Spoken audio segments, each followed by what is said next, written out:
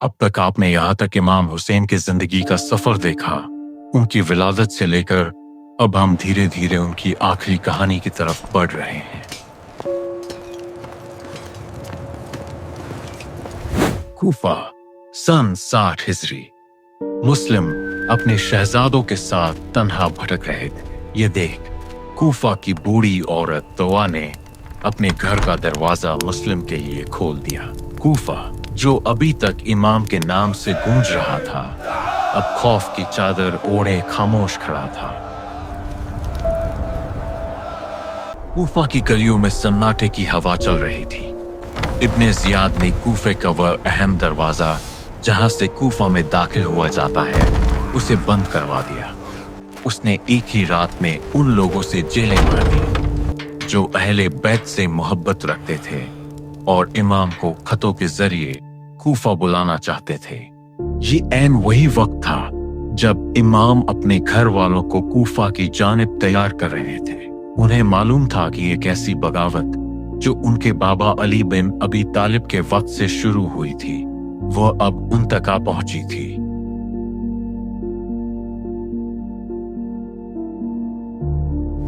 उधर कूफा में मुस्लिम को अपनी परेशानी से ज्यादा इस बात ने घेरा था कि मेरा खत इमाम तक पहुंच चुका होगा और वो कूफा की जानिब निकल रहे होंगे। उन्होंने उस घर में सारी रात इबादत में गुजारी। कूफा के वो शर्कसन सिपाही सफीर हुसैन की तलाश में थे। वो कहाँ छिपा है? उसे ढूंढो। उन्होंने सारी रात कूफा का कोना कोना छान मारा, लेकिन मुस्लिम उन्हें नहीं मिले।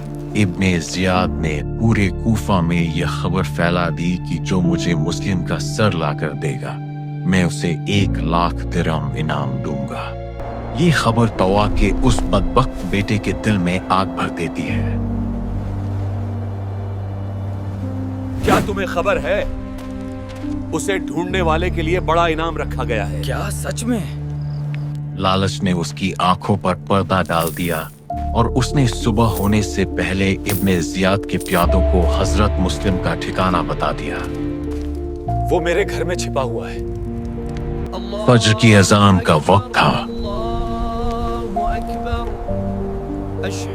हजरत मुस्लिम अपने चाचा इमाम अली की याद दिलाते हुए उसी कूफा की मस्जिद की जानिब बढ़ रहे थे जहां से कभी हक की आवाज गूंजती थी। उनके पीछे मक्कारों का वो लश्कर था जो नंगी तलवारें लहराते हुए चल रहा था। हजरत मुस्लिम की जबान पर आखिरी बार सूरा ए फातिहा के अल्फाज थे। आखिर उन्हें कैद कर लिया गया और उस जालिम इब्ने जियाद के दरबार में लाया गया। हजरत मुस्लिम उस दिन रोजे की हालत में थे और पूरा कूफा दारुल इमारा के बाहर जमा हो चुका था। इब्ने जियाद ने मुस्लिम का मजाक उड़ाने की कोशिश की और उन्हें जबरदस्ती पानी पिलाया गया। उस भरे मजमे में इब्ने जियाद ने अपनी फितरत दिखाते हुए वे बदतरीन अल्फाज कहे जिसे कूफा की दीवारें थर्रा गईं। उसने कहा, ऐ फासिक, तू शराब पीता था और मदीना में आवारागर्दी करता था। नौज़बिल्लाह। इस पर हजरत मुस्लिम ने अपनी कर्जदार आवाज में वो जवाब दिया जिसने दरबार में सन्नाटा पैदा कर दिया। शराब मैं नहीं बल्कि वह पीता है जो बेगुनाहों का खून बहाता है और जिसे अल्लाह ने जलील कर दिया है। तुम अपनी बदकिरदारी को दूसरों पर मत मढ़ो। फिर इब्ने जियाद की आंखों में आंखें डालकर, ऐ मर्जाना के बेटे, मेरी तुमसे एक आखिरी वसीयत है। इमाम को खत लिखकर बता दिया जाए कि वह कूफा न आए क्योंकि यहाँ के लोगों ने बेवफाई की है। उनकी आंखों में गरज थी लेकिन दिल अपने भाई इमाम हुसैन की फिक्र में डूबा था। इब्ने जियाद के जालिम हुक्म पर हजरत मुस्लिम को कूफा के दारुल इमारा की सबसे ऊंची छत पर ले जाया गया। वहां से उन्हें नीचे धकेल दिया गया। उस शख्स को जिसने इंसाफ और बहादुरी का सबक अपने चाचा अली इब्ने अबी तालिब से सीखा था और अपना बचपन इमाम हसन और हुसैन के साए में गुजारा था। इस्लाम उस वक्त घने बादलों में घिर चुका था जिसकी बारिश अहले बैत का पाक खून बनकर उम्मत पर बरसने वाली थी। हजरत मुस्लिम को शहीद कर दिया गया और पूरे कूफा में कोहराम मच गया। हाय खुदाया, मुस्लिम बिन अकील शाहिद हो गए। तारीख गवाह है कि उस दिन कूफा में ऐसी बिजलियां कड़की कि लोग खौफ से कांपने लगे। हजरत मुस्लिम का वह पाक जिस्म जो कभी रसूल की आंखों का तारा था, आज कूफा की जमीन पर दियारो मददगार पड़ा था। अजब है, आज तो आसमान भी मौला के भाई पे गिरिया कर रहा है। हजरत मुस्लिम का वह मुकद्दस जिस्म जिस पर अभी कुछ ही घंटों पहले फूल बरस रहे थे, अब कूफा की मिट्टी और कीचड़ से भर चुका था।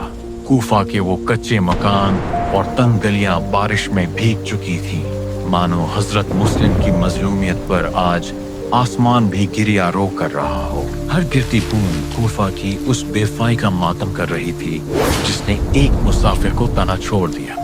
उधर मक्का में इमाम मौसम की आबो हवा को देखकर समझ चुके थे कि आने वाली जंग का उनका पहला शहीद जामे कौसर को पा चुका है।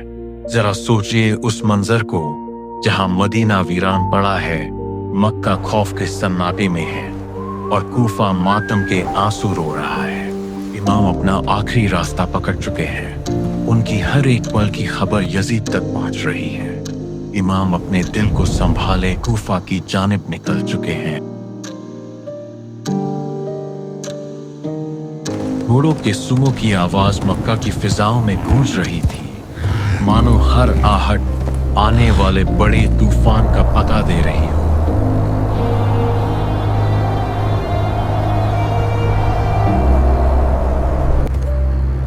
मक्का से रवानगी का वो मंजर किसी कयामत से कम था। जब इमाम हुसैन का काफिला कूफा की जानिब बढ़ने लगा तो जनाबे ज़ैनब की आंखों में अपने घर को छोड़ते हुए एक अजीब सी कशमकश थी। उन्हें मालूम था कि ये सफर मक्का से शुरू तो हो रहा है, लेकिन इसका अंत करबला की तपती रेत पर होगा। अगले हिस्से गाजी अब्बास ने अपनी गरजदार आवाज में मुनाफिकों को कैसे ललका। या अय्युहन्नास तज़क्करू अन्नकुम तत्रुकून हफीद नबिय्यकुम वहीदन, हाज़ा हुवा अल-अमीर नफ्सिही